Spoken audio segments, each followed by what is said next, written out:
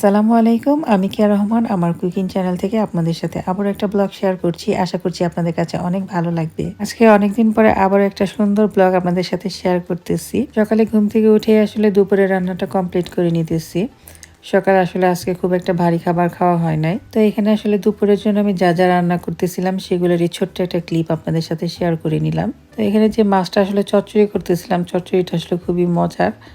কোনো একদিন হয়তো এই রেসিপিটা আপনাদের দিয়ে দিব। হাতে মেখে আসলে রান্না করি, খুবই মজা হয়। যারা আসলে বাইরের দেশগুলোয় থাকেন তারা ঘরের মধ্যে এই টাইপের মুফাগুলো আসলে দেখতে পারেন। তো যতই আসলে স্প্রে ব্যবহার করেন, যাই ব্যবহার করেন না কেন, কিছুদিন পর পর কিন্তু এই মুফাটাও পড়বে। আর এই মুফা থেকে আসলে খুব বিশ্রী একটা গন্ধ বের হয়, যেটা আমি একদমই সহ্য করতে পারি না।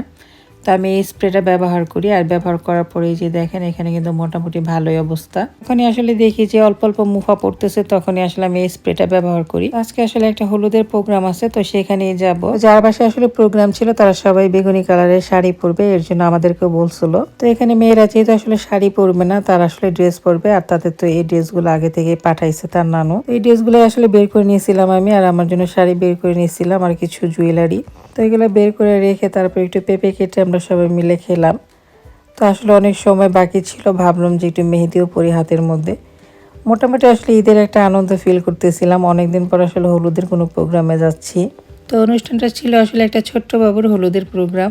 বাবুর আম্মু মানে ভাবির আসলে ইচ্ছা ছিল তার ছেলের একটা হলুদের প্রোগ্রাম করবে। কিছুদিন আগে আসলে ভাবিরা বাংলাদেশে গেছিল, সেখান থেকে ছেলেকে সুন্নতে খাতনা করে নিয়ে আসে। সেই উপলক্ষে আসলে একটা ছোট হলুদের আয়োজন করা হয়েছিল, সেখানে আমরা সবাই উপস্থিত ছিলাম। আমাদের এখানের আবহাওয়া খুবই খারাপ, কয়দিন পর দেখা গেছে ঠান্ডা পড়তেছে, কয়দিন পর পরই গরম পড়তেছে। মোটে দেখা গেছে সবাই কম বেশি একটু অসুস্থ হয়ে পড়তেছি।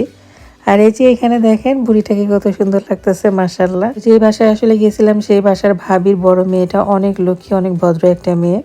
তার সাথে আসলে অনেক গুণের অধিকারী। বয়স আসলে খুব একটা বেশি না, কিন্তু অনেক গুণ দিয়ে ভরা। এই যে মেয়েটা দেখেন কত সুন্দর সুন্দর জিনিস তৈরি করছে।